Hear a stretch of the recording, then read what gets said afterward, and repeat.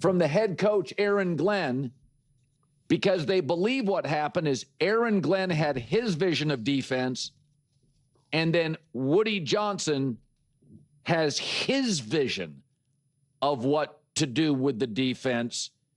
And so now Woody Johnson is meddling with a defensive coach on the defensive side of the ball, and a popular assistant said, I heard 2 different pitches for the defense.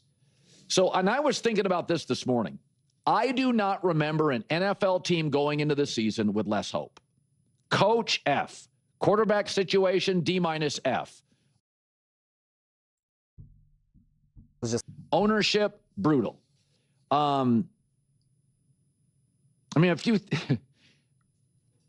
Since 2015, the Jets have had 34 games with 0 offensive touchdowns. Next closest is the Giants with 21, and they've been putrid. And you can, on the misery meter of the NFL, you can make fun of Cleveland, but if I'm a Cleveland fan, I'm like, I've got maybe the best player in the league, Myles Garrett, and Shedeur Sanders, say what you want, 7 starts, went 3-4, and won his last 2. There's a little bit of hope. Hey, Tennessee, you can say, the Titans. I got Cam Ward, a ton of cap space. I've got Saleh and Brian Daboll. I like that coaching staff in a winnable division. You look at the Raiders. I'm getting Mendoza. I got Clint Kubiak. I got a tight end, a running back, and 1 receiver I like. Colton Miller, the left tackle's coming back. You can talk yourself into a lot of positives. Even Arizona. I got one of these young coaches from the Sean McVay tree. I've got tremendous tight end, running back, and wide receiver talent. They were scoring a lot of points last year with Jacoby Brissett. You can talk yourself into Vegas and Cleveland. I've said just play Shedeur Sanders. Why not? Won his last 2 starts, roll it out. Got a couple of first-round picks. Let's see if he can play. I don't think he's going to be great. Let's see if he can play. Jets, the only thing I like about the Jets is they got a couple of firsts, and if I was the Jets, I would trade down if possible, and I would just keep drafting young players. They don't have to start. Just get them in the building, cheap labor, get as many draft picks as I can, get your quarterback next year, and get a new coach. Bottom out. That's the best thing I can say. You hired the person you believed would be your transformative head coach. That's the whole point, isn't it? The strategy isn't supposed to involve a complete collapse, only to necessitate finding another new leader. I genuinely understand the perspective Colin is presenting, because I find myself sharing that sentiment. There is a palpable absence of hope surrounding the New York Jets organization, and it genuinely disappoints me to acknowledge that. Growing up, I spent countless Sundays tailgating and attending Jets games, so I have firsthand experience with the intense dedication of that fan base and how profoundly football matters to them. That entire culture, the pregame rituals, the community atmosphere, it's genuinely remarkable. It truly, genuinely is. So, how exactly are you supposed to feel optimistic looking toward the upcoming season? How do you manage that? And then there's this entire situation regarding Woody Johnson getting involved with the Jets' defensive coordinator strategy. What does that even signify? What specific direction or insight is Woody Johnson supposedly offering in that context? Honestly, I'm struggling to comprehend what that actually entails. I genuinely don't understand what that practically means. When an owner expresses something like, "We selected that quarterback, and I expect him to see the field," or if he insists on committing massive financial resources to a specific player, like guaranteeing a substantial contract to a particular quarterback, I can at least grasp that logic. Or if an owner refuses to trade a star player despite potential benefits, I understand those types of distinct player-specific situations. But when discussions revolve around an overarching organizational philosophy or comprehensive team-building approach, I just can't make sense of it. I genuinely, authentically cannot. It simply defies comprehension to me. What strikes me as genuinely astonishing is the reality that an organization like the New York Jets can exist. Consider this. You're situated in New York City, an enormous media market, a globally significant metropolis, and you represent an NFL franchise there. You're the New York Jets. Yet despite 所有这些, you've managed to become completely insignificant. Unfortunately, that's the harsh reality. Irrelevant in America's most popular sport, the NFL, while being based in New York, one of the most internationally prominent cities on earth. The New York Jets ought to be treated like royalty within the league. They should command absolute reverence and respect. Year after year, the NFL should be thinking, well, obviously the Jets will get a dozen primetime slots annually, because how could we justify otherwise? It's essentially guaranteed revenue generation. But that's not reality, is it? The defining moment of their entire season became footage of your head coach animatedly celebrating on the sideline, followed by yet another loss anyway. It's just remarkably strange, truly bizarre circumstances. And from here, what direction do you even take? Look, I'm not suggesting I feel particularly hopeful about franchises like the Cleveland Browns or Arizona Cardinals either, but with those organizations, there's at least a sense that circumstances could shift, that the atmosphere might gradually improve.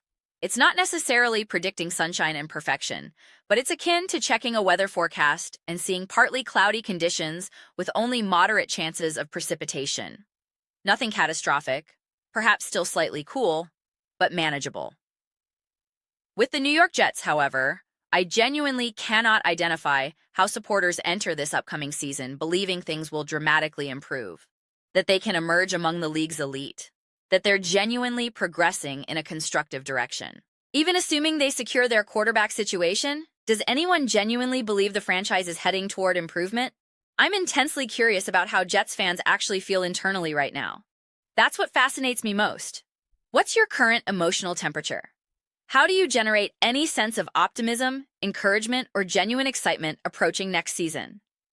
Where does any remaining hope originate? Where does optimism draw its energy from? I'd sincerely appreciate understanding, because it's genuinely challenging to identify.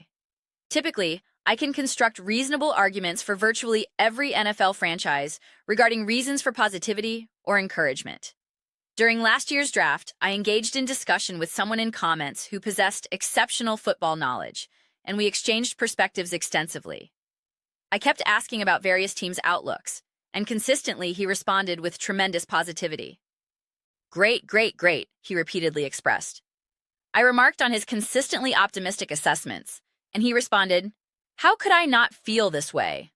This period naturally inspires optimism and encouragement, right? I completely understood his perspective. I share that tendency myself. I generally feel encouraged, positive, excited about prospects for numerous teams and their draft acquisitions. You find yourself thinking, why not this team? What prevents their success? Yet I genuinely struggle applying that same mindset to the New York Jets. And that's genuinely disappointing. Review my content consistently. I deliberately identify optimism and positivity within literally every organizational situation I analyze. Yet with the New York Jets, I find myself unable to locate even remote traces of positivity regarding their organizational trajectory. As I've emphasized, this represents a genuine disappointment. Speaking as someone who has personally experienced countless Jets games and tailgate experiences, this situation represents a substantial loss for the NFL landscape. This is an enormous, deeply committed fan base situated in a massive metropolis, an incredibly passionate, knowledgeable, longtime football community that has essentially been excluded from meaningful NFL discourse. That strikes me as fundamentally bizarre. It genuinely baffles me. It simply defies logical explanation. I cannot comprehend how an organization like the New York Jets can mismanage itself so persistently over such an extended period. This is a major franchise in a premier city. These are the New York Jets. It should be inconceivable that organizations like the Kansas City Chiefs operate more effectively. Kansas City? More competently structured? How did that become reality? That the Cincinnati Bengals have experienced greater postseason success than the New York Jets?